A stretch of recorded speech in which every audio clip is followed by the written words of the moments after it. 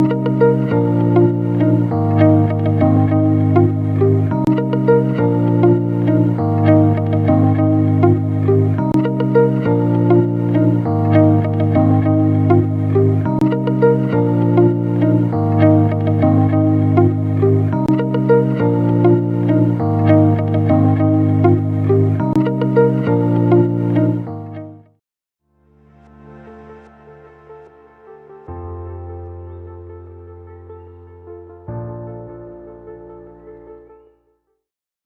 all the aspirants present here. Today's topic is respiratory. It is going to be a CBS session, and the faculty that we have here is Dr.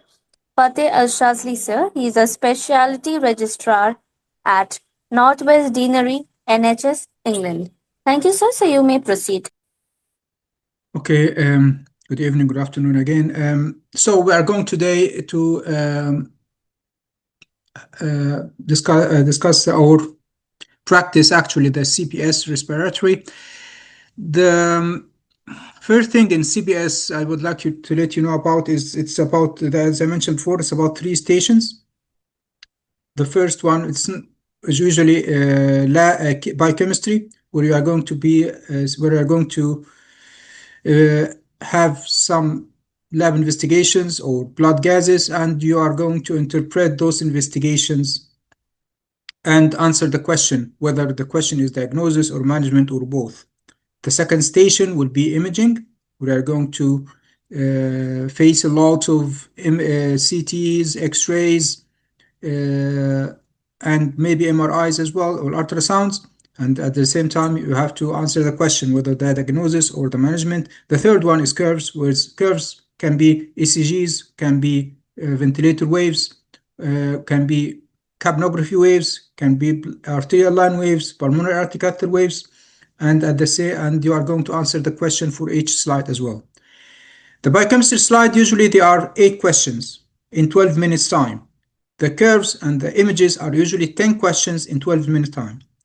The most important thing in the CBS is you have to manage it completely differently from the CCS. The CCS is a scenario they are going to take you into a journey or a trip from the moment you see the patient for the first time, whether on the ward, in the emergency department, and till they are discharged or die, and what you're going to do in each step. So you cannot, when you answer every question, you cannot go back.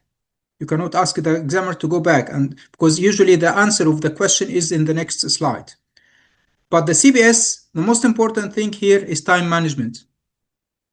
So, for example, if you have 10 questions in 12 minutes and you struggle with a question, then you ask the examiner to pass, and then they can take you to the next question and so on. And then if you have time at the end of the station, you can go back to the question which you were struggling with. So the time management here is crucial. You have to, because when after 12 minutes, the station will end without the control of you or the examiner. They cannot prolong the station unless there is some sort of technical error or technical problem which happen. At this point, the IT might intervene upon the request of the examiners. So the next important thing, and it's very important as well, is to read the vignette or read the question carefully, because usually the hint or the indicator of answering the question is in the question itself. Okay, so reading the vignette is important here because it can carry a hint or a clue to answer the question. So let's start with the biochemistry. Of course, you can start with the biochemistry or curves or the imaging. There is no specific order for it. It's according to your luck. So we'll start with the biochemistry. So who is the first volunteer?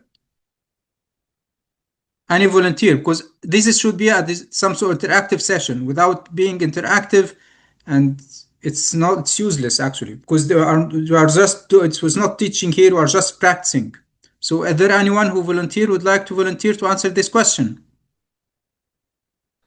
I would appreciate if you open your mics and your cameras if you can.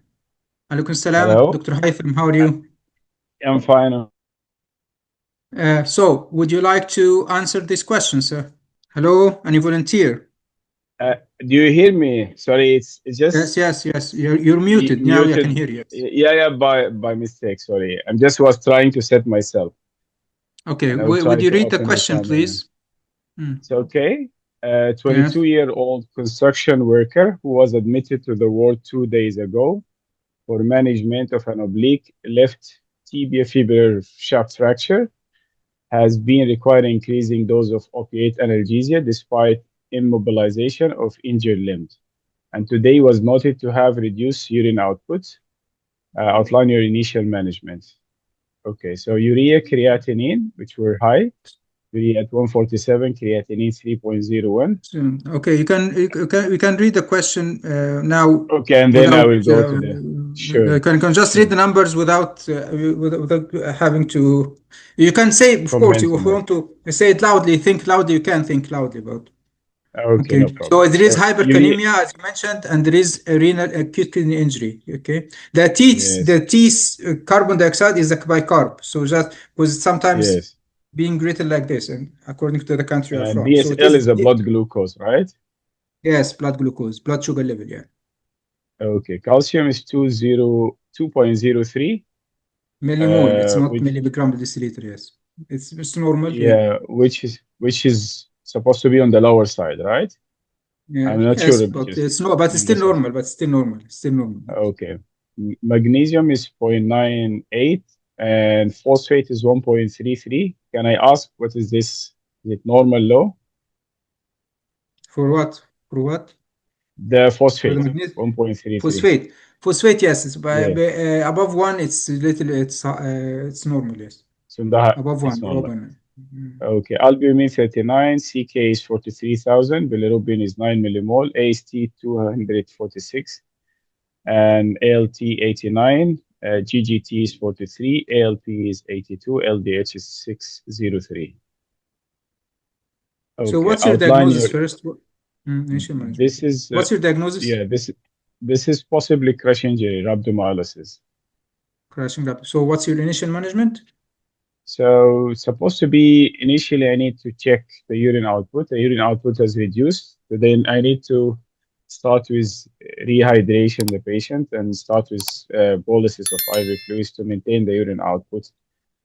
Uh, Definitely, if I can keep it above 2.0, so fluid therapy to improve the urine output, and then I will monitor, considering that the patient should be hemodynamically and saturationally monitored, and looking for fluid after load, overload, sorry, because uh, from the vignette, the patient is having already established kidney injury, and then I need to check whether the patient is responding by the urine output, and then I will consider in my mind starting the patient on renal replacement therapy according to the modality I have.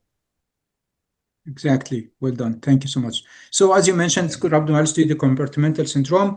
IV hydration is the first line. Urinary alkalization can be considered according to the resources that you have got. If you don't, of course, some people like now to go directly after hydration if the patient is not responding to continuous renal replacement therapy. But if you don't have the continuous renal replacement therapy, then you might think about urinary alkalization, and sometimes, especially if the presence of the oliguria, and especially after a lot of fluid replacement, you might think about diuretics. And of course, you have to treat the primary cause. For Yes. example, if it has got a cast, to split the cast. If the patient is candidate for fasciotomy, to have the fasciotomy to be done. Okay, and of course adequate analgesia, because usually the pain is so severe. Okay, so well done, Dr. Yeah. Haitham. Thank So, you and of so course, much. this is some of the equations that we need to know. Unfortunately, it's something that we need to know by heart, especially the how to calculate the osmolarity and how to calculate the osmolar gap. Okay, so these equations usually we have to know in the exam, and we are expecting you are allowed in the exam to have a piece of paper and a pencil or a pen, but a piece of paper, usually one or two white papers, blank papers, and you are going to show them to the examiners in order to calculate those gaps, or the anion gaps, or the osmolar gaps, whatever you are going to calculate. Okay, so just try to know those questions by heart, please. So who's any volunteer for the next one? Any volunteer for the next one? We have a lot of attendees here, so I really encourage you to volunteer. There are no negative in the exam. There are no negative markings, so and they are not going to Can I punish answer, you. sir? Yes, please. Who is this? Imran. Imran, Dr. Imran. Yes, please. A 36-year-old lady is admitted to the ward with an exacerbation of her ulcerative colitis. She takes prednisolone and azathioprine. She is tachycardic and hypotensive. Her blood results returned as follows, and the team junior medical officer has requested assistance with managing her SIADH. What would you suggest?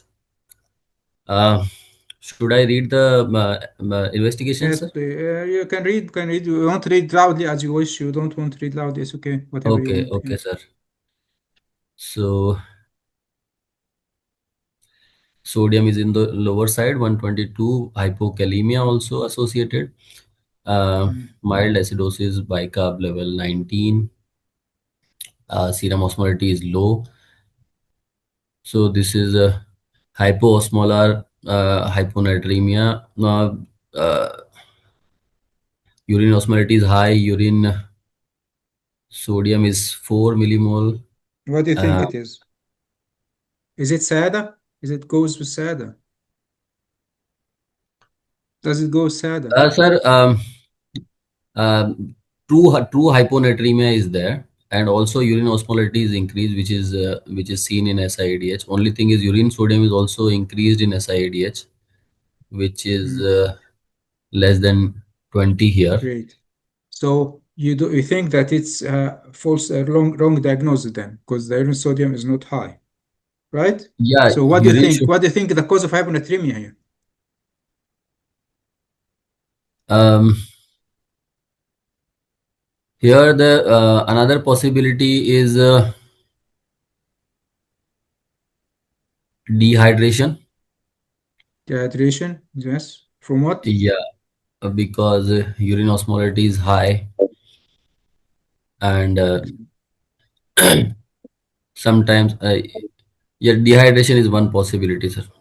So what are you going to do with this patient? We will start volume resuscitation for the patient. Of course, after an ongoing with the fluid assessment also, but crystalloid NS can be started for the patient, and uh,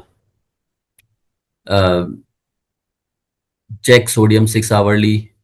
And I don't have the CNS status of the patient, but we should monitor the CNS status also and look for any drowsiness, seizures, or any Well done. hyponatremia. Well done. Great. Great. Great. This great answer actually.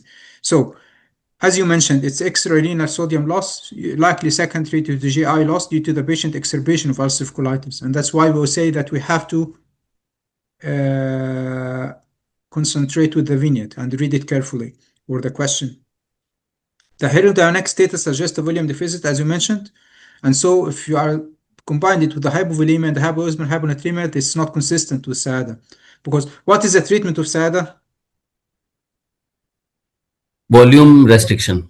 Restriction. So in this patient, if you are giving a volume restriction, you are killing her actually. So the issue here is to have to resuscitate the patient properly with the crystalloid, as you mentioned, and ongoing fluid replacement over the next 48 hours. Okay, and of course, treat her original cause of dehydration, which is ulcerative colitis. Okay, she will need to increase her steroids dose, and she need anti-specific management like 5-amino salicylate for the or plus or minus azathioprine for the exacerbation of ulcerative colitis. So that's really good because usually this is happens a lot in the exam. They will tell you, for example, whether in CCS or CBS, your registrar or junior doctor suggested this, or usually when they say that, okay, usually there is something wrong. If your junior doctor suggests this or your colleague suggests this, something wrong. If the nurse is concerned, usually it's right. Something is right. Okay, so the nurse is right in the exam. in most of the cases, it's not a rule, but the nurse is right or has got a very justifiable concern, but the doctor is usually something wrong with his diagnosis or their management. Okay, the next question. Very well done, guys. Okay, the next question, please. This is 78-year-old gentleman. He's on SME mode with a PEEP of 10 and mean pressure of 18 for lobar pneumonia. He is on an noradrenaline support at 0.06 mics per kg per minute to maintain a MAP of 65. His urine output is averages 40 ml per hour. The nurse is concerned about the hyponatremia. What is causing it? Okay. So creatinine, sodium 123.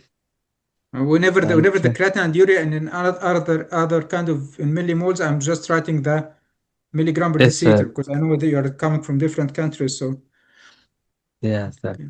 So serum osmolarity 275, which is normal. Urine osmolarity 461. Even sodium 39 millimoles per liter. Creatinine. Sir, serum osmolarity is normal. Urine osmolarity is little high. It's concentrated. There is a loss. Calcium is fine. Albumin is okay, 34 grams, 3.4.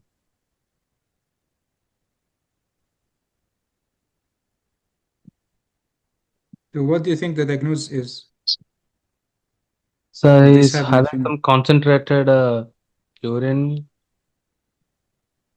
So it can be because of dehydration. Okay. Did you listen to the last question, to the previous one? Yes, sir. Okay. Yeah. So Dr. Imran said that it is not SADA because the sodium is less than 20. Sodium is low. Here there is sodium is more than 20. There is sodium loss. So what do you think the diagnosis is? Yeah, In the then context of this you can take it as an SAADH, then normovolemic with then yes, exactly. hypernatremia. This is the SIADH. This is how it presents. Usually pneumonia patient or lung cancer, usually high sodium in the urine and euvolemic hypoosmolar hyponatremia. So hypoosmolar hyponatremia with an appropriately high urine osmolarity and urine sodium above 20 is almost enough by itself in the exam.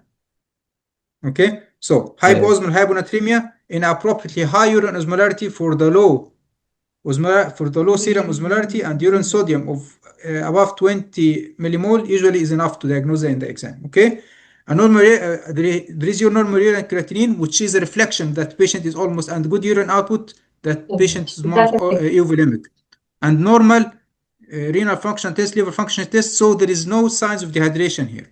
Okay, so and noradrenaline dose is minimal, so most probably he's not dehydrated or hypovolemic. Okay. Okay. And of course that measurement, as you mentioned, the fluid restriction. Okay.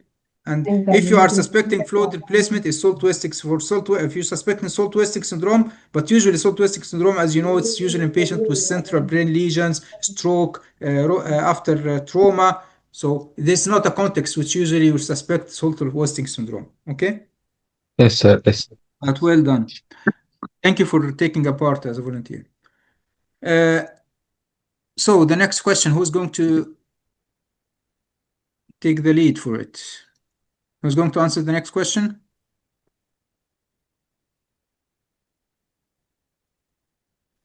Sir, can I? Yes, please. A 53-year-old lady has been in your ICU for 13 days following resolution of community-acquired pneumonia. Having undergone aggressive fluid resuscitation for her initial septic shock, she has been slow to wean from invasive mechanical ventilation due to a persistent FiO2 and PEEP requirement, despite the resolution of her inflammatory markers several days earlier. Her observations are heart rate 92 beats per minute, sinus, BP 106/73, no vasopressor, respiratory rate 28, SpO2 95, temperature 36.7, urine output 60 to 120 ml per hour. The nurse is concerned about the ongoing need for potassium replacement. What is the likely cause? Urea is 76.2, create is 1.12, sodium 124, hyponatremia is there, potassium is also low, hypokalemia is there, chloride 88, bicarb 32, serum osmolality 273, slightly on the lower side, urine osmolality 325, and urine sodium is 34, pH 7.4, PCO2 46, sorry, PO2 92, bicarb 29, and base excess point plus 3. So the cause of hypokalemia we need to see here. Sir, one of the possibility is um, uh, metabolic alkalosis, which is causing the hypokalemia because the bicarb is Due on to the what? higher side. Why the And metabolic alkalosis? What's the cause of metabolic alkalosis? yeah, cause of metabolic alkalosis is probably to wean the patient. Diuretic might have been given because the patient was initially fluid resuscitated a lot. So diuretics can be a reason. Urine output is also on the slightly higher side, 60 to 120 ml per hour. That means potassium losses are ongoing. Well done. Well done. Very well done, Dr. Amran. So Thank you. diuresis, most probably this potassium losing due to furosemide or other kind of diuresis. That you mentioned, hypoosmolar hyponatremia, hypovolemia, which is can be seen by the high bicarbonate, and this and urine sodium is above 20, so this is suggesting renal sodium loss. I know that most of us in the who work for an ICU will find that the diuretics, especially furosemide, when they cause some sort of dehydration or fluid constriction, they usually or fluid hypovolemia, they cause high sodium, hypernatremia. But sometimes, even if you read the pamphlet or the brochure of the loop diuretics of furosemide, you'll find that classically the diuretics cause hyponatremia. They reduce the sodium level usually, but because we usually our patients are too much dehydrated, so we usually find the other side, the other way around. We usually find the sodium is on the higher side. We find the sodium sometimes especially with that we are using a lot of diuretics, that the sodium can go above 150. So you have, in these kind of questions, you have to be open-minded. You have to look to the whole picture and give all. And if you are suspecting more than one diagnosis, you can say it. You can say due to diuretics, as you mentioned, or due to any other cause. Okay, and because for example, if sometimes people use furosemide plus metolazone or plus thiazides, and those medications classically cause hyponatremia more even than the loop diuretics. So, and of course, in the context of metabolic alkalosis, this most probably has been done by the by the loop diuretics. A next question might say that how you are going to mitigate this, how you are going to treat this kind of metabolic alkalosis, because this metabolic alkalosis will cause increase in the carbon dioxide, so it might hinder your weaning process.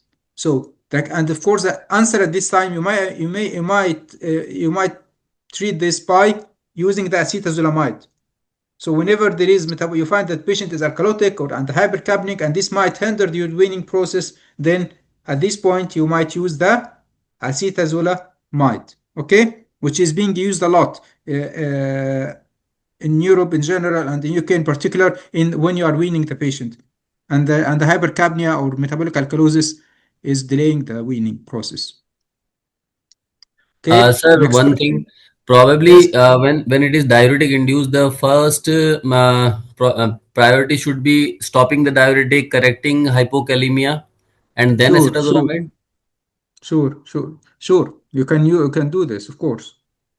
That's a good question. But usually, you might say this, which is a very reasonable and justifiable answer. But usually they are looking to the other side. If the patient is not dehydrated and there is no sign, he's hemodynamically stable, they may say that the benefit of using the diuretics here might outweigh the benefit of stopping them. Okay, and that's actually happened to me when I first came here to UK 5 years ago. That I was telling them, because we usually did that when before I came to UK. Why don't you stop the furosemide? So why don't you stop the furosemide then? The patient is hypercapnic because he is they are alkalotic. So why don't you stop the furosemide or don't you stop the loop diuretics? They say no. They insist on using it in the weaning process because they want the patient on the negative side, and they want to dry them up. Okay, especially if they are found to be edematous, a little bit edematous, or every place or every unit has their own way of thinking, and you never know what's the one who put the exam think, because even if the examiner is might agree with you, he's committed to the answer, to the model answer which is given to them. So try, oh, you are allowed to say multiple options in the exam, because it's not MCQ, it's a clinical exam. So you are allowed to say that either you stop the diuretics and or you might use acetazolamide to mitigate this kind of metabolic alkalosis. So all the options in the exam, you are allowed to say the both, because it's a clinical exam, and the examiners, even if this would not Anna.